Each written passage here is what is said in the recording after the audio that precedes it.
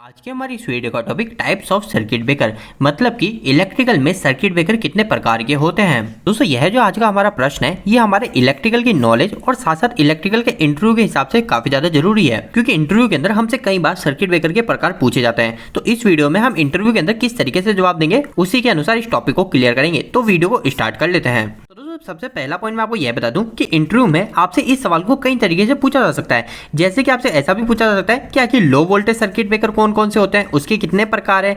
इसके अलावा आपसे पूछ सकते हैं हाई वोल्टेज सर्किट ब्रेकर के कितने प्रकार है। इसके अलावा आपसे ऑपरेटिंग मेथड के अनुसार भी सर्किट ब्रेकर के टाइप पूछ सकते हैं। तो दोस्तों आप इन सभी तरीके के सवालों का सही से जवाब दे सको, इसके लिए सबसे पहले आपको यह जान लेना चाहिए कि हमारे सर्किट ब्रेकर होते हैं वो सर्किट ब्रेकर 4 भागों में बांटे जाते हैं। तो दोस्तों इसमें सबसे पहला जो टाइप्स हो जाता है वो हो जाता है अकॉर्डिंग टू देयर क्विंचिंग। अब दोस्तों आखिर इस लाइन का मतलब क्या है, तो यह लाइन काफी ज्यादा जरूरी है जब भी हम सर्किट ब्रेकर की बात कर रहे होते हैं। दोस्तों हम सभी को यह पता है कि सर्किट ब्रेकर का काम क्या होता है कि हमारे एक साइड सप्लाई है, उस सप्लाई को ये दूसरी साइड में हमें पहुंचाता है। तो इसके बीच में दोस्तों क्या होती है, एक प्लेट लगी रहती है, एक पॉइंट रहता है। तो यह जो हमारा पॉइंट या प्लेट, यही चीज हमारी बार बार क्लोज और ओपन हो रही होती है। तो दोस्तों यहीं पे ये बार बार ओपन क्लोज होने के कारण यहाँ पे आर्क जनरेट होता है। आर्क जनरेट होने का मतलब ये कि हमारे यहाँ पे चिंगारी उत्पन्न होती है। तो वो जो चिंगारी उत्पन्न होती है उसको भी हमको रोकना पड़ता है, क्योंकि अगर वो चिंगारी ज्यादा फैल जाएगी या उसको हम नहीं रोकेंगे तो हमारी वहां पे आग लग सकती है। तो इसके लिए हमारे सर्किट ब्रेकर होता है उसको सबसे पहले उसकी जो आर्क क्विंचिंग होती है उसके अनुसार उसको विभाजित किया जाता है। तो दोस्तों इसकी जो आर्क क्विंचिंग होती है इसके अनुसार जो हमारे सर्किट ब्रेकर बांटे जाते हैं वो हमारे टोटल 3 टाइप के होते हैं।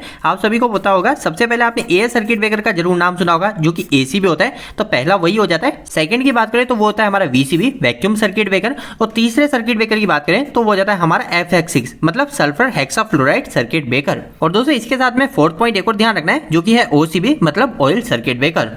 अब दोस्तों इस पहले पॉइंट के बाद में हम सर्किट ब्रेकर को दूसरे तरीके से ऐसे विभाजित कर सकते हैं कि उसकी सर्विस के ऊपर, कि आखिर जो हमारा सर्किट ब्रेकर है वो सर्किट ब्रेकर हमारे आउटसाइड में रखा जा सकता है नहीं रखा जा सकता, क्योंकि आपको पता है कोई कोई सर्किट ब्रेकर जो होते हैं उसको हम बारिश में नहीं रख सकते, वो खराब हो जाएंगे। तो इसलिए हमारे जो सर्किट ब्रेकर होते हैं वो 2 भागों में बांट दिए जाते हैं। सबसे पहले होते हैं हमारे इंडोर सर्किट ब्रेकर जिसको हम धूप और बारिश के अंदर उपयोग नहीं ले सकते। इसके अलावा एक और सेकंड सर्किट ब्रेकर होता है जो कि होता है हमारा आउटडोर सर्किट ब्रेकर। हमारे जो सब स्टेशन होते हैं उसके अंदर आपने देखा सर्किट ब्रेकर, तो वो जो सभी सर्किट ब्रेकर होते हैं वो हमारे आउटडोर सर्किट ब्रेकर होते हैं। तो वो सर्किट ब्रेकर हमारे बारिश में भी कोई प्रॉब्लम नहीं करते हैं। इसके बाद में दोस्तों आखिरी में हमारे 2 पॉइंट और बचते हैं। इसमें फोर्थ पॉइंट काफी ज्यादा जरूरी है जो कि वोल्टेज लेवल के अनुसार सर्किट ब्रेकर को विभाजित किया जाता है।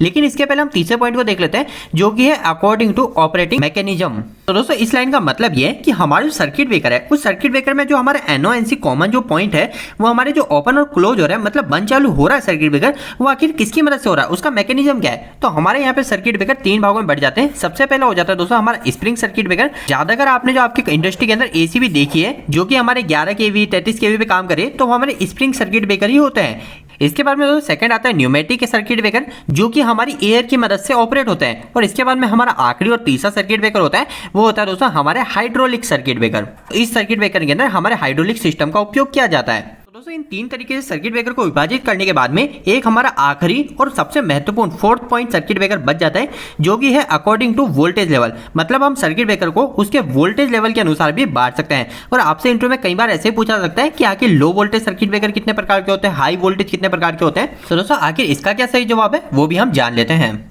यहाँ पर सबसे पहले आपको यह बात पता होनी चाहिए कि हमारे वोल्टेज के आधार पर सर्किट ब्रेकर को 3 भागों में विभाजित किया जाता है। सबसे पहले हमारा किया जाता है low voltage circuit breaker, second पे किया जाता है हमारा मीडियम वोल्टेज सर्किट ब्रेकर, और तीसरे नंबर पे विभाजित किया जाता है हमारे हाई वोल्टेज सर्किट ब्रेकर में। अब दोस्तों इसके बाद में हम बात करें कि लो वोल्टेज में कौन कौन सर्किट ब्रेकर आते हैं। तो सबसे पहला नाम आता है हमारा MCB जो सबसे ज्यादा उपयोग होने वाला सर्किट ब्रेकर है, मिनिएचर सर्किट ब्रेकर।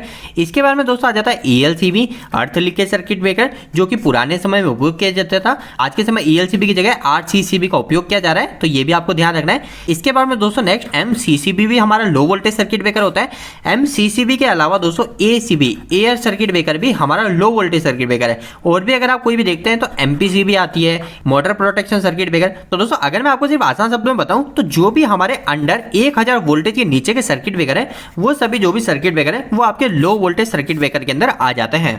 इसके बाद में दोस्तों नेक्स्ट आ जाता है हमारा मीडियम वोल्टेज सर्किट ब्रेकर। तो इसके अंदर सबसे पहला नाम आता है वीसीबी का।